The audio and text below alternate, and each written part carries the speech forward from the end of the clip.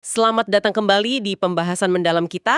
Hari ini kita pegang bab 5 dari buku Business Adventures. Ini buku bisnis yang klasik banget. Dan judul babnya ini unik. Xerox, Xerox, Xerox, Xerox. Mungkin Anda pernah dengar namanya ya, atau malah sering pakai istilah fotokopi. Tapi pernah nggak sih Anda benar-benar mikir gimana mesin fotokopi yang kadang kita anggap sepele, ternyata benar-benar mengubah cara kerja kantor, bahkan masyarakat luas? Betul sekali. Dampaknya luar biasa memang. Nah, kita bakal telusuri nih, gimana penemuan yang awalnya, wah susah banget cari pasar, Susah banget awalnya. akhirnya meledak gitu aja, menciptakan kekayaan yang nggak main-main dan ini yang menarik, secara nggak sengaja malah memicu perdebatan soal hak cipta. Isu hak cipta ini jadi panjang urusannya ya. Dan itu masih relevan banget sampai sekarang kan. Jadi, ini bukan cuma cerita soal mesin, tapi soal inovasi, risiko, dan ya itu tadi konsekuensi yang nggak terduga. Siap. Mari kita bongkar ceritanya. Oke, kita mulai dari zaman dulu ya. Sekarang kayaknya susah ya bayangin hidup tanpa tombol kopi. Susah banget. Udah jadi bagian hidup sehari-hari. Tapi buku ini ngasih gambaran yang beda banget. Dulu itu, sebelum ada fotokopi gampang, nyalin dokumen itu, aduh gimana ya bilangnya, repot banget. Repot banget itu kayaknya. Coba deh, Anda bayangin perlu 10 salinan memo penting harus sekarang. Di pertengahan abad ke-20 gitu, pilihannya ya ampun, terbatas dan nyusahin. Contohnya apa tuh? Memang sih udah ada mesin mimeograf. Itu ciptaan Edison tahun 1887 yang jual Abidik. Tapi lucunya, orang dulu malah nanya, ngapain sih nyalin banyak-banyak, cuma bikin kantong penuh kertas aja? Wah, cara mikirnya beda banget ya. Beda banget. Mereka belum lihat perlunya arus informasi yang cepat kayak sekarang. Jadi kebutuhannya belum kerasa gitu ya? Tepat. Bahkan mesin tik sama kertas karbon aja, yang sekarang kita anggap kuno banget, itu baru jadi standar kantor setelah 1890. Lama juga ya. Kalau perlu salinan banyak, misalnya ratusan lembar, ya ada mesin cetak offset. Tapi itu prosesnya lama, mahal, harus bikin master cetaknya dulu. Semacam pelat gitulah. Nggak praktis ya buat urusan harian? Jelas nggak praktis. Kalau cuma butuh beberapa lembar memo atau laporan, ya satu-satunya cara praktis yang ngetik ulang. Pakai kertas karbon diselipin, Kebayang nggak sih potensi salah ketiknya? Capeknya juga. banget. Makanya ini jadi masalah besar di kantor-kantor waktu itu. Terus ada disebut alat kayak fotostat, itu gimana? Fotostat itu muncul sekitar 1910-an. Tapi ini bukan buat kantor biasa. Mesinnya gede, mahal, lambat, terus hasilnya basah lagi. Oh, jadi bukan solusi masalah ya? Bukan. Lebih cocok buat nyalin dokumen teknis, kayak cetak biru atau dokumen hukum yang penting, bukan buat memo harian. Baru tahun 50-an ada kemajuan. Ya, tahun 1950-an mulai muncul beberapa alternatif yang lebih cepat. Ada Thermofax dari 3M, terus Autostat dari American Photocopy, sama Verifax dari Kodak. Tapi masih ada masalahnya ya? Masih, masing-masing punya kelemahan. Ada yang kertasnya harus khusus, jadi mahal. Ada yang hasilnya gampang pudar kalau kena panas. Ada juga yang masih basah hasilnya. Jadi pokoknya pasar itu udah pengen banget solusi yang bersih, cepet, murah, dan praktis. Kebutuhannya udah mendesak. Nah, disinilah muncul dia, serografi. Namanya unik ya, tulisan kering. Apa sih yang bikin dia spesial banget? Penemunya ini Chester F. Carlson. Dia fisikawan, tapi juga belajar hukum paten. Dia kerja sendiri awalnya. Nah, proses serografi ini terobosan karena beberapa hal penting. Apa aja tuh? Pertama, hasilnya kering langsung. Nggak perlu nunggu atau dikipas-kipas. Kedua, kualitasnya bagus, permanen. Ketiga, nah ini dia yang revolusioner banget, bisa nyetak di atas kertas biasa. Oh, kertas kantor biasa itu? Iya, kertas HVS biasa. Ini bedanya jauh banget sama teknologi lain yang butuh kertas khusus berlapis kimia yang jelas mahal. Bayangin efeknya ke biaya operasional kantor. Gede banget. Wah, kedengerannya ini penemuan yang pasti langsung laku keras dong ya? Harusnya gitu ya. Tapi kenyataannya nggak semudah itu. Cerita penemuan hebat kan seringnya penuh perjuangan. Bener juga sih. Gimana ceritanya? Carlson itu susah banget meyakinkan perusahaan-perusahaan gede waktu itu. Nggak ada yang tertarik. Akhirnya, idenya ditampung sama Battelle Memorial Institute. Itu lembaga riset nirlaba. Nah, dari situlah baru muncul Haloid Company, perusahaan kecil dari Rochester, New York. Bisnis utamanya malah kertas fotografi. Jauh ya dari mesin fotokopi? Jauh. Nah, Haloid ini dipimpin sama Joseph C. Wilson. Dibantu juga sama pemacara muda yang cerdas banget, namanya Saul M. Linowitz. Mereka ini nekat, bikin pertaruhan yang luar biasa besar. Segede apa pertaruhannya? Gede banget buat ukuran perusahaan sekecil itu waktu itu. Antara tahun 1947 sampai 1960, Haloid yang nanti ganti nama jadi Xerox itu ngeluarin duit sekitar 75 juta dolar buat riset zerografi. 75 juta dolar? Di tahun segitu? Iya, dan coba bayangin, angka itu 2 kali lipat dari seluruh pendapatan mereka di periode yang sama, dari bisnis utama mereka loh. Gila. Terus dananya dari mana? Ya mereka harus ngutang besar-besaran, terus nerbitin banyak saham baru, jual saham, terus buat modalin riset. Risiko bangkrutnya itu nyata banget. Pasti stres banget ya manajemennya? Banget. Bahkan ada satu titik kritis. Mereka hampir nyerah. Masalah teknisnya nggak kelar-kelar. Sampai hampir aja mereka jual sebagian besar hak serografi ke raksasa industri waktu itu, IBM. Wah, nyaris banget ya. Nyaris banget. Untungnya, deal sama IBM itu batal di menit-menit terakhir. Kalau nggak, sejarahnya bisa beda total. Wow, benar-benar cerita yang menegangkan ya di baliknya. Jadi, setelah semua perjuangan dan pertaruhan gila itu, kapan akhirnya mereka berhasil? Kapan titik baliknya? Titik baliknya itu datang di tahun 1960. Ini momen yang mengubah segalanya. Mereka akhirnya meluncurkan Xerox 914. Itu mesin fotokopi otomatis pertama ya? Betul! Mesin fotokopi kantor otomatis pertama yang benar-benar praktis. Ukurannya sih lumayan ya, segede meja kecil gitu. Tapi kemampuannya buat zaman itu luar biasa. Dan gimana respon pasar? Pasarnya, wah meledak. Antusiasmenya itu jauh di luar dugaan mereka yang paling liar sekalipun. Mesin ini bukan cuma produk baru, tapi benar-benar jadi pemicu revolusi di cara kerja kantor. Seberapa besar ledakannya? Buku ini nyebutin angka-angka yang bikin melongo sih. Angkanya emang gila. Jumlah salinan dokumen yang dibuat di seluruh Amerika Serikat itu naiknya eksponensial banget. Dari berapa ke berapa tuh? Dari sekitar 20 juta lembar per tahun di pertengahan 50-an, tiba-tiba loncat jadi 9,5 miliar lembar di tahun 1964. 9,5 miliar? Yah, dan nggak berhenti di situ, tahun 1966 udah jadi 14 miliar lembar. Itu kenaikan ratusan kali lipat cuma dalam satu dekade. Wow. Dan pertumbuhan Xerox sebagai perusahaan juga sama gilanya.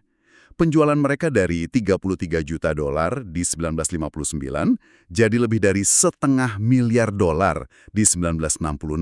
$1,5 miliar. Skala pertumbuhannya itu benar-benar nggak masuk akal.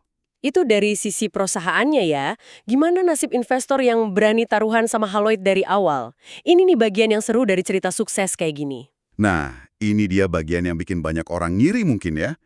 Kalau Anda cukup beruntung atau punya feeling kuat buat beli saham Haloid di akhir 1959, terus Anda simpan sampai awal 1967. Berapa kali lipat naiknya? Nilai investasi Anda itu meroket 66 kali lipat. 66 kali? Iya, dan kalau Anda lebih nekat lagi, masuk dari tahun 1955, kenaikannya 180 kali lipat. 180 kali? Gila! Makanya muncul fenomena yang disebut milioner Xerox. Katanya sih ada ratusan orang, kebanyakan karyawan awal atau penduduk Rochester, yang mendadak jadi kaya raya banget. Termasuk si penumbuh, Chester Carlson. Tentu saja, Chester Carlson yang dulu idenya ditolak-tolak, berkat perjanjian lisensi sahamnya, dia jadi salah satu orang terkaya di Amerika. Ironis ya? Ironis tapi keren sih, sampai kata Xerox jadi kata kerja umum gitu ya. Betul, saking umumnya orang bilang tuh Xerox buat nyalin dokumen. Perusahaannya sampai khawatir kehilangan hak merek dagangnya.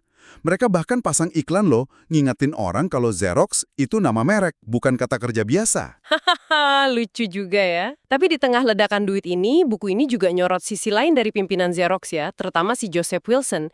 Dia nggak cuma mikirin untung. Nah, ini aspek yang menarik dari budaya awal Xerox. Si Wilson ini konsisten banget ngomongin pentingnya nilai-nilai kemanusiaan. Terus soal tanggung jawab sosial perusahaan. Padahal perusahaannya lagi tumbuh gila-gilaan kan? Dan itu beneran dilakuin, bukan cuma omongan. Kayaknya sih beneran. Buktinya, Xerox itu nyumbang jutaan dolar tiap tahun buat pendidikan, terutama ke Universitas Rochester. Terus juga buat lembaga amal lokal di Rochester namanya Rochester Community Chest. Mereka juga terang-terangan dukung PBB. Jadi ada visi yang lebih luas ya? Kelihatannya begitu. lebih dari sekedar ngejar profit kuartal berikutnya aja. Selain Wilson, siapa lagi orang-orang penting di balik layar Xerox waktu itu? Tentu ada Saul Linowitz tadi, pengacara yang perannya penting banget di awal negosiasi sama Battelle.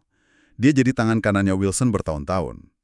Nanti karirnya cemerlang jadi duta besar AS. Oh, hebat juga ya. Terus ada CP, Peter McCullough. Dia ini ngerintis karir dari bawah di Xerox, sampai akhirnya jadi presiden dan CEO gantiin Wilson. Cerita McCullough ini kayak cerminan evolusi Xerox sendiri, dari perusahaan kecil penuh resiko, jadi korporasi global. Mereka ini tim intinya lah. Oke, sekarang kita geser ke penggunaan mesinnya nih. Kayak teknologi baru lainnya ya, seringkali orang nemuin cara pakai yang nggak kepikiran sama penciptanya. Ada contoh menarik nih di buku. Iya, bener banget. Kreativitas pengguna itu kadang di luar dugaan. Contohnya nih, toko serba ada. Mereka pakai Xerox 914 buat layanan daftar kado nikahan. Gimana tuh maksudnya? Jadi, calon pengantin bikin daftar barang yang mereka pengen. Tokonya nyimpen daftarnya. Nah, tamu yang mau beli kado, tinggal minta salinan daftarnya aja pakai Xerox. Gampang kan? Wah, praktis banget ya, nggak kepikiran. Ada contoh lain yang unik? Ada lagi yang lumayan unik nih. Beberapa kantor polisi pakai mesin fotokopi buat dokumentasi barang pribadi tahanan. Hah? Gimana caranya? Jadi, dompet, kunci, jam tangan tahanan itu ditaruh langsung di atas kaca mesin fotokopinya. Terus disalin. Jadi semacam tanda terima bergambar gitu. Kreatif juga ya polisinya? Iya. Terus di rumah sakit, dokter jadi gampang banget nyalin hasil EKG. Di dunia keuangan, pialang saham pakai buat nyebarin info pasar atau analisis singkat ke klien-kliennya. Pokoknya nyebar cepet kemana-mana. Kemudahan ini kedengarannya bagus banget ya. Tapi namanya juga teknologi, pasti ada sisi lainnya kan? Dan buku ini nyorot satu masalah gede yang muncul, hak cipta. Nah ini dia, konsekuensi nggak terduga yang dampaknya gede banget dan jadi masalah. Coba Anda bayangin, betapa gampangnya sekarang buat mahasiswa atau dosen masuk perpustakaan, terus nyalin satu bab penuh dari buku atau artikel jurnal penting, cuma beberapa menit selesai. Iya sih, gampang banget jadinya. Praktik ini, meskipun bikin akses ke ilmu jadi gampang, jelas banget ngelanggar hak cipta kalau tanpa izin. Penulis sama penerbit yang udah keluar modal, waktu, dan uang buat bikin karya, itu kan jadi nggak dapat apa-apa. Ini dilema klasik ya jadinya. Kemudahan akses lawan perlindungan pencipta. Terus gimana sikap Xerox sendiri soal ini? Kan secara bisnis, mereka untung dong kalau orang banyak nyalin. Logikanya sih gitu ya. Makin banyak orang ngeprint, makin banyak duit masuk ke Xerox dari sewa atau biaya per lembar. Tapi yang menarik nih, waktu ada perdebatan panas soal revisi Undang-Undang Hak Cipta di AS zaman itu. Xerox gimana sikapnya? Xerox justru ngambil posisi yang agak beda. Beda sama pemain industri penyalinan lain yang biasanya lobi supaya aturan dilonggarin, Xerox malah cenderung dukung perlindungan hak cipta yang lebih kuat. Oh iya, kok bisa? Mereka bahkan sampai proaktif masang stiker atau poster peringatan di tiap mesin baru yang mereka kirim. Isinya ngingetin pengguna, kalau nyalin materi berhak cipta tanpa izin, itu ngelanggar hukum. Wah, itu sikap yang cukup berprinsip ya. Padahal bisa ngurangin potensi pendapatan mereka.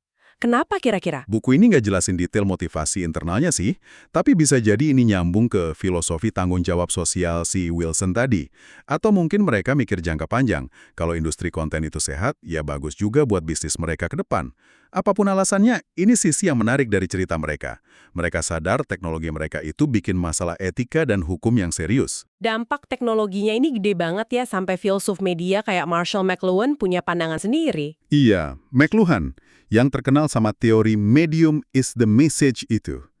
Dia lihat serografi bukan cuma alat nyalin biasa. Dia bilang, ini revolusi total di dunia cetak dan penerbitan. Revolusi total? Gimana maksudnya? Dia bilang, serografi itu pada dasarnya ngasih kekuatan ke setiap pembaca untuk jadi penulis sekaligus penerbit.